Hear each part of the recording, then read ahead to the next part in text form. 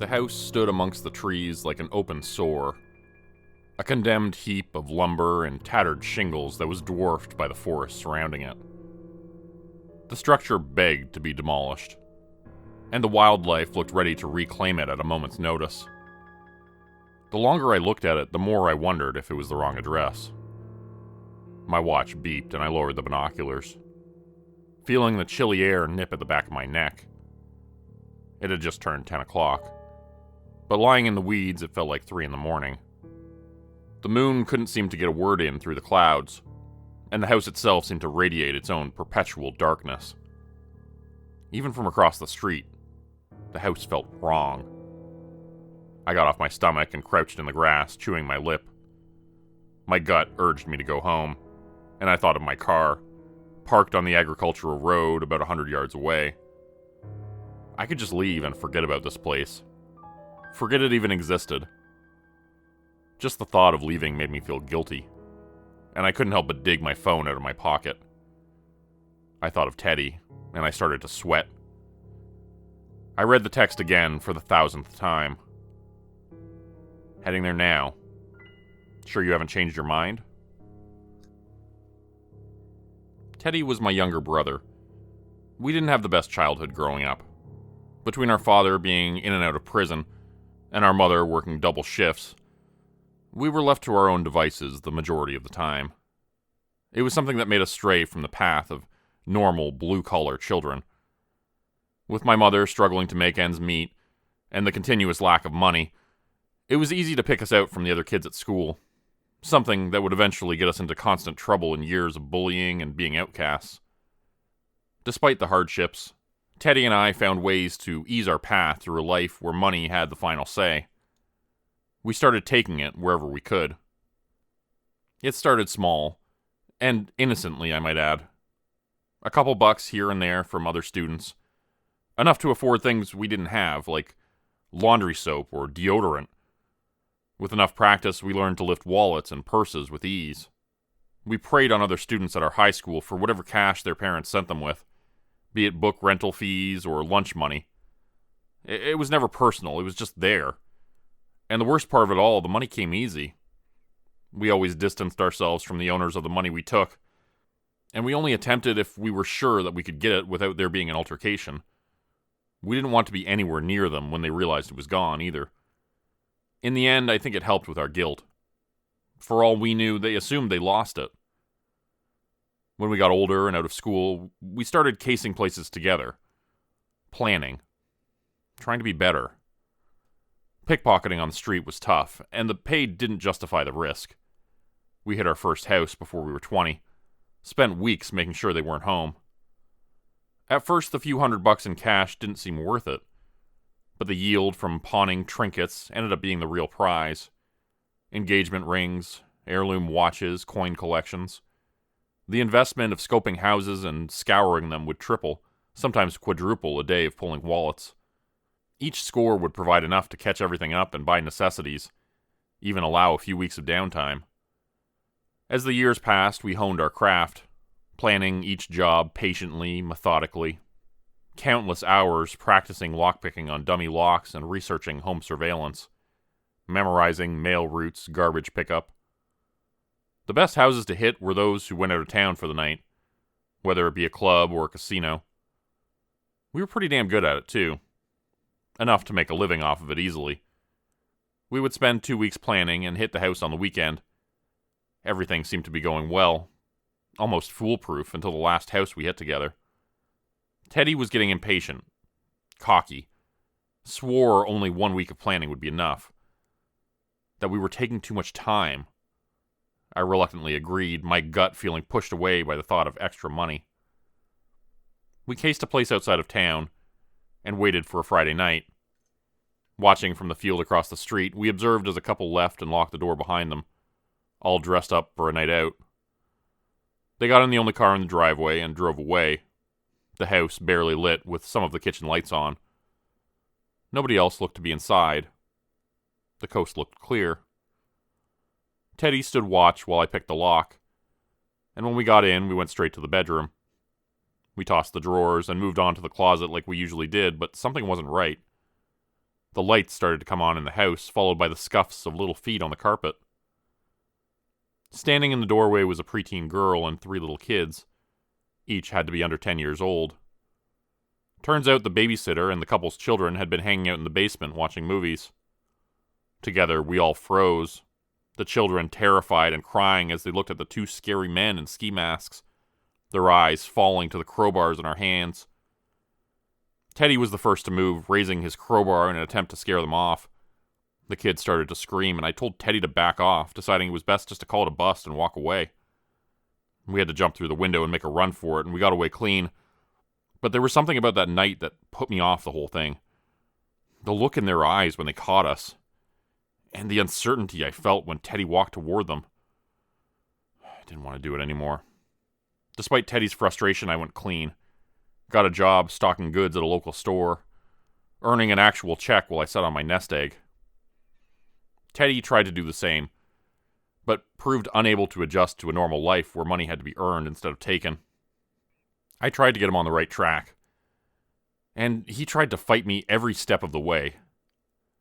In the end, we parted ways, and he went back to casing places alone, while I spent my nights stocking shelves and trying to blend in as a normal person. As the months passed, I started to enjoy my new attempt at life. I even met a girl at the store I was working at, and we started to see each other. We didn't have a lot of money, and I was slowly bleeding my nest egg, going on dates and buying things for my apartment. The urge to do another job would return, but each time I would think of the look of terror on the faces of those kids, and it would melt away. Even last week, when I got a text from Teddy, another attempt to get me back in, something he would do every couple weeks despite our falling out. He had been doing jobs on his own for a while now, focusing on houses out in the country. Said he had found one almost completely surrounded by trees that looked nearly abandoned. There were rumors a hoarder had lived there. He talked a good game and even sent me the address. I knew he wanted me back because we worked better as a team. The thought was tantalizing, imagining finding a nice necklace or earrings, something I couldn't afford with my wage job. Aside from the money, I missed the bond we shared when we worked together. I missed him. The act of no longer doing the jobs and trying to be clean-cut felt like I was missing a limb. Despite the lure to join him, I refused. I couldn't get the image of the children from the last job out of my head. 3 days ago, he sent me another text. Heading there now. Sure you haven't changed your mind? I refused again and wished him well. And as he went off to make more money than my last 3 checks put together, I went on a date instead. When I got back home, I texted him to see how it went, and he didn't respond. He didn't answer my calls either. Even though we weren't working together anymore, he still always answered his phone. The next day, I went to his apartment and found he wasn't home. His car wasn't there either. I checked public records to see if he'd gotten arrested. When that turned nothing up, I started to worry. I looked up the address and placed an anonymous phone call through the Wi-Fi calling at the local library. They performed a wellness check and said not only was no one there, it looked like the place was going to cave in at any second. They assumed I had given them the wrong address. Another day passed. Another day of calling, stopping by his apartment, checking everywhere he would have normally been. It was like he had just vanished out of thin air. The only lead I had was the house. This house. I looked at the text a little bit longer before tucking my phone away. I climbed onto my knees and looked through the binoculars again, panning them over the porch, the windows, the driveway. It really did look like it was going to collapse at any second. I checked both sides of the street and saw the same abysmal darkness for as far as I could see. There wasn't a car coming for miles in either direction. I walked quickly up the driveway, my backpack feeling oddly comforting on my shoulders. I had brought everything I would need to get into the house. My worn set of lockpicks, a flashlight, and my crowbar. I had dressed dark in layers to fight against the chill, but my blood was running hot at the thought that something had happened to Teddy. I walked quickly, repeatedly scanning between the door and the windows and making sure there wasn't any movement. The house already looked like it would be painless to get into. No CCTV, no automatic porch light, no key code lock, no barking dog. This would have been easy money. if the place didn't look like it had been abandoned for 20 years. The porch steps creaked under my feet as I climbed them, preemptively readying my picks by the time I hit the door. I worked quickly, inserting the tensioner and jimmying the pick until the plug turned. I glanced behind me to make sure there was nobody there, and turned the knob. The knob turned freely, but the door wouldn't budge. Not like it was being held by a deadbolt, like it wasn't moving at all. Midway through the door was a mail slot, and I lifted the cover to peek in. There was nothing but a dusty gloom. No lighting whatsoever. I pocketed the picks and pulled a little crowbar from my bag, wedging the tip in between the door and the frame all around it. The wood splintered, but the door remained solidly in place. I would be here all day, and all I would get was a mess. Crowbar in hand, I left the porch and circled around the house, looking through the windows as I worked my way to the back. The windows were covered in a film of dust and dirt, and I could barely see inside. I decided I would find a way in through the back, away from the view of the road. The lawn was erratically overgrown, tufts of weed protruding up to waist height that nearly made me trip with every other step. The dark outside seemed to suffocate, and between the lack of visibility and the rugged terrain, I started to feel out of my depth. Part of me wished I was still back at the store stocking shelves, but the thought of Teddy pushed me forward. Maybe he had gotten in and the floor had collapsed, or maybe he had knocked his head or something. These racing thoughts felt silly, but they kept me from thinking of something worse. Around the right corner, I hugged the wall until I reached the backyard. The place hadn't seen a mower in years. New saplings and bushes had sprouted amongst the fray of tall grass. Old wooden benches had wasted away, and a frayed rope dangled from a tree, from the overbearing weight of a tire swing. I looked away from the forgotten yard and focused on the house, stopping in my tracks immediately. One of the windows had been shattered, something I would expect Teddy to do if he couldn't find another option. There wasn't much glass on the ground outside. Whoever busted it was trying to get in. I looked over the windowsill, my eyes moving from the jagged glass to the nails buried in the wood on the inside sill.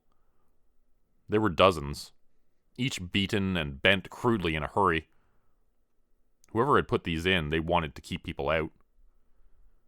I knocked a few pointed shards with my crowbar before climbing in. My gloves were thick and made for such a thing, but I wanted to make sure I didn't get any unnecessary cuts. The last thing I needed was bleeding out on the way back to my car. My boots met the tiled floor in a crunch of glass. I was in a little bathroom, a small toilet next to a tiny sink, and a glass shower stall tucked next to a water softener. What drew my attention, however, was the immediate tangle in the floor past the glass. It was nearly impossible to tell what it was, but the sight of it made my heart race. After long seconds of trying to make sense of it, I relented and dug my flashlight out of my pack. The press of the flashlight's button was loud, and the illumination was reeling after being in the dark for so long. Even as I identified the strange mess, I couldn't help but feel confused. It was a sprawl of extension cords, horribly knotted and strewn everywhere. A multicolored collection of yellow and orange, like someone had made a complete mess of it and dumped it off in the bathroom. Except the pile didn't stop. It continued into the hall behind it, like tentacles feeling out the space. I stood there for a while, the flashlight trailing the lead to try and find the reasoning behind it, but it led out of the room. For the moment, I tried to ignore it. Find Teddy. That's why we're here. That's all that matters. A brief scan of the bathroom told me there was nothing of interest, extension cords aside. The toilet hadn't been cleaned in ages, a black calcified buildup lining the bowl. The water softener was old, but wasn't idling. The only thing I could hear was the sounds of my own breathing, and the glass grating beneath my feet. There didn't seem to be any power running in the house. With the flashlight pointing ahead and the crowbar hefted in my other hand, I walked on from the bathroom, taking a slow step over the ridiculous knot of cords. When I took my first step into the hall, I planted my foot in the only bare spot on the floor that wasn't covered. As I took another step, I nearly tripped. The extension cords were everywhere, a never-ending weave that trailed the entire length of the hall and the sitting room beyond it. Not just a few spools connected together, but hundreds. all twisted and looped in a continuous spread that covered the floor as far as I could see. 3-pronged cords plugged into 2. The ones that weren't braided tight to make sure they wouldn't come loose were spliced together and mummified with electrical tape. The more I followed the trail to try and make sense of it, the worse it looked. It had to be miles worth of cord. I took my time navigating the littered floor, stepping slowly as I took in the house around me. The wallpaper was peeling from the walls, and the portraits that hadn't been knocked off had shattered frames and pictures beneath scratched out angrily. I looked within the sprawl on the floor for clues, any sign that Teddy had been through here. The house was very old, but the mesh of cords kept me from seeing any sign of footprints. The rubber coating squeezed and twisted as I worked my way through what I learned to be the ground floor of a bi-level house that contained nothing but dust-covered laundry units on one side and mold-ridden couches on the other. The stairwell door leading to the upper level was hanging open, held in place by the cords clutter. There was a door next to it with a bare space in the floor that would accommodate it opening. My first guess would be a basement or a storm shelter. I decided to clear the upstairs first. Taking the stairs was a feat in itself. The continuing tangle of cords proceeded both up and down the steps, and I had to ascend sideways to keep from falling. They draped over the steps like a head of hair, dirty strands weaving through each other in a maddening mess. I placed each step delicately in fear of falling and getting caught in it. The upper level was split into 3 different portions. A living room with a fireplace on the side, a dining room with a long table and chairs, and a kitchen. In the middle of it all was the front door, and when I shined the light upon it, I felt my blood run cold. The front door was barred in place. Several planks lined across it, each secured with nails driven both into the door itself and the frame around it. The nails were bent and rusted, several of them broken off on their way in. At the foot of the door was a pile of mail, damp and moldy envelopes strewn across the floor of cords. Different gauges and lengths, all wired into the same maddening mass. The living room was bare aside from a smoking table, and the ashtray was filled to the brim with cigarette butts. The dining room table was littered with the remnants of picked-apart meals, plates and trays splattered with long-dried food that looked like it had been played with. The kitchen was littered with dirty pots and pans, and the dishes that hadn't made it to the fly-buzzing sink were shattered against the countertops. Even in the rattiest of houses, I had never seen such filth. I looked around the mass of cords for signs of Teddy, for his flashlight, his gloves, anything, and found nothing but dirt and grime. The stairs I ascended wound around to the top level, a balconied hallway to a few rooms at each end of the exposed hall. The flashlight served as my eyes as I trailed the corridor from the living room, stopping halfway at the ceiling in the center of the hall, and the dark crevice lurking above. The attic stairs were pulled down, revealing an open hole in its place. I kept the light on it, feeling a chill that was spreading through the room. The cords trailed up there as well, a single braid that looked like it had been drug up it. Transfixed on the attic entrance, my fingers tightened against the crowbar, my breath a cloud of fog. There was something about the attic entrance, something that unsettled me more than the house as a whole. I stared at the attic in the eerie silence, feeling the sweat chill on the back of my neck. Through the silence, I could hear something, a faint echo that stood my nerves on end. A scream, muffled and far away, below me. I thought of the basement door on the level below. I looked away from the attic and headed back downstairs, traversing the tangle as I went. The scream rang again, and I quickened my pace, nearly sliding down the steps to the landing next to the basement door. The doorknob was cold to the touch. When I opened it, I was hit with the stagnant aroma of decay, a sickening smell that washed into the room. The basement was dark, a single staircase of planks leading down to bare concrete. I descended. Each step creaked under my weight like it was ready to give out at any second. The cords were starting to thin, a cluster of single trails that led into the wall of the basement, into what looked like a hole in the wall. The cinder blocks had been broken apart, leading to another dark expanse. I heard the scream again, a little louder. It was coming from the hole. I wanted nothing more than to turn and leave, to climb back out through the bathroom and run to my car. Instead, I climbed in. The air was thick and musty, the damp smell of dirt and clay clogging my nostrils. There was a tunnel carved out behind the hole, a crude passage that slowly descended into the earth. I followed the trails of cords at my feet, the sweat on my forehead chilling as I worked my way forward. Through the wicked tunnel, I could see a faint glow ahead, like a flickering candle in the dark. There was a distant humming, a slow drone that echoed down the man-made tunnel. The crowbar shook in my hand, and the flashlight beam jittered ahead of me. Fighting every urge to run, my feet reluctantly marched forward, each step bringing me closer to the glimmer underground. The passage was narrow, and I felt the walls close in around me.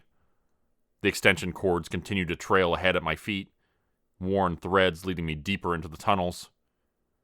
I came to a fork in the passage, one lit path down the center and two branching off on either side into total darkness. I shined the light down each, mentally weighing the options as the humming droned in the distance.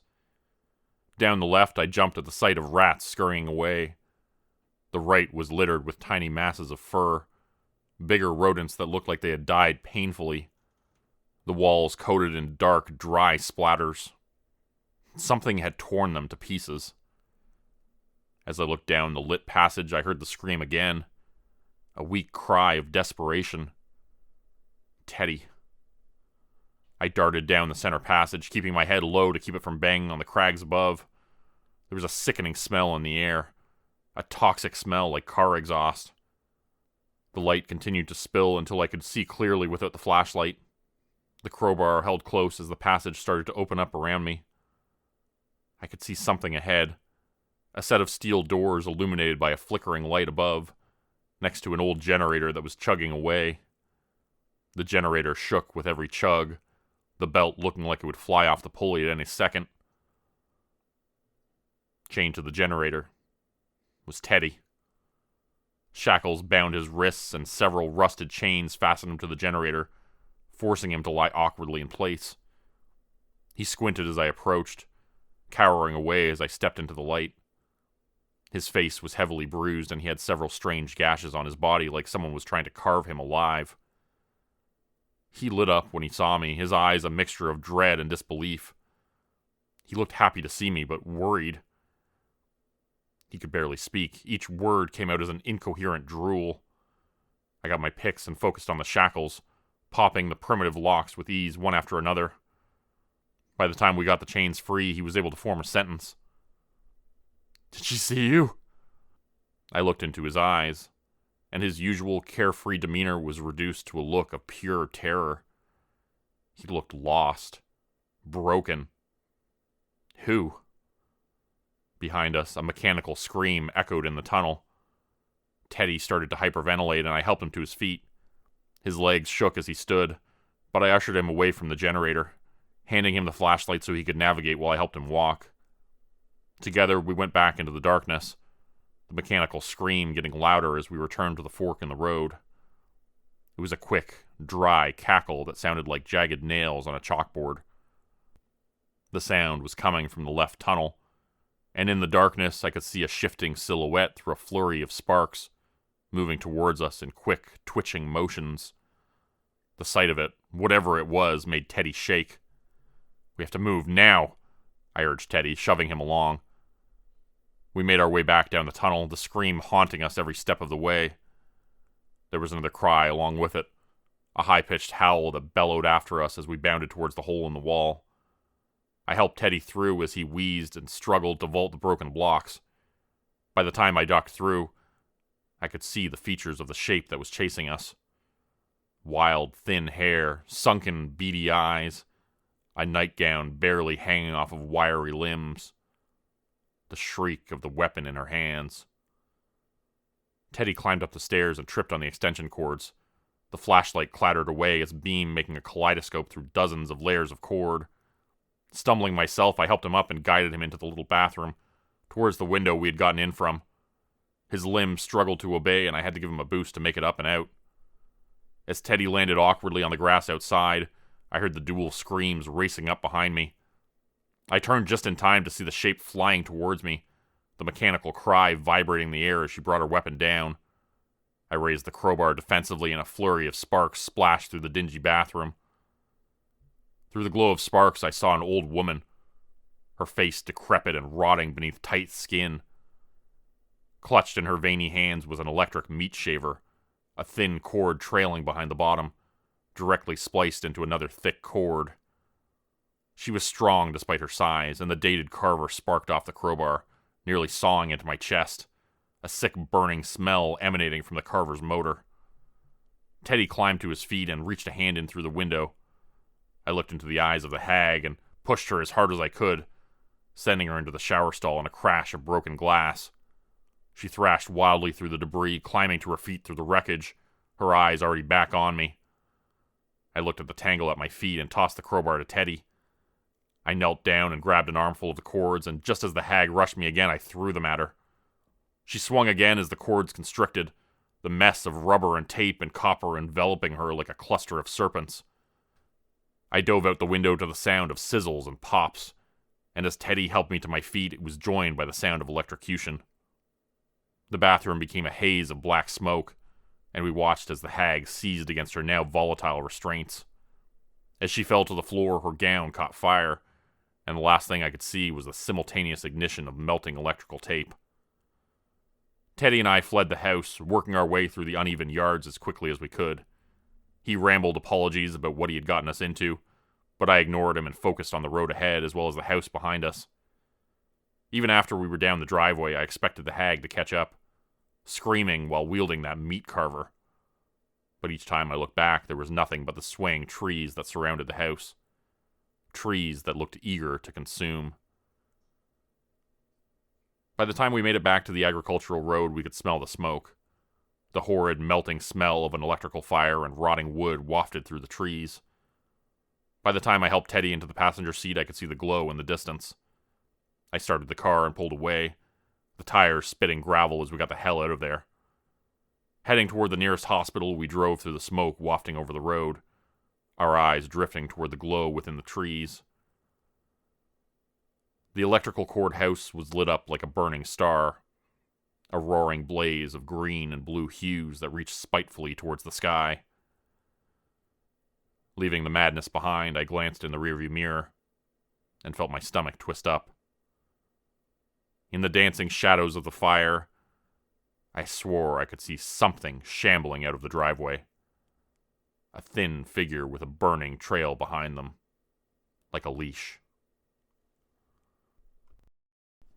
Today's video was supported by patrons like Mark from Earth, Crimson Muse, Joy Burton, Diane Showers, Mark Swall, Cheryl James, Pick Your Sticker, Teddy Dog, Clue 404, Mamakato, Dante Kincaid, Zarin Ray, Angela Donovan, Blarian 50, Devin Kyle, Timothy Baird, Ajeti, Bert Turner, Bajani Espinal, Michael Pierce, Big Joe, Carrie Harkonnen, LaDonna Spivey, Scott Tanaka, Tom Stewart, Sherman Davis, Bryce Shelton, Susan McClendon, Elise Batiste, Lisa in the Cult Jam, Open Circuit, Fabulavore, Raymond Jaggers, That Darn Fox, Raison Detra, Kai Gaming 99, Wendy Burns, The Wendigo, Michael Squishy Park, The Gemstar, Vault 77 Citizen, Puppy Dan, Clovis Wolf, Elder Gelm, Derek Prey, Elder Being, KC Hawaii, Rob T, Tragic Mermaid, Darren Fishnaller, and Clove Zenoya Harris.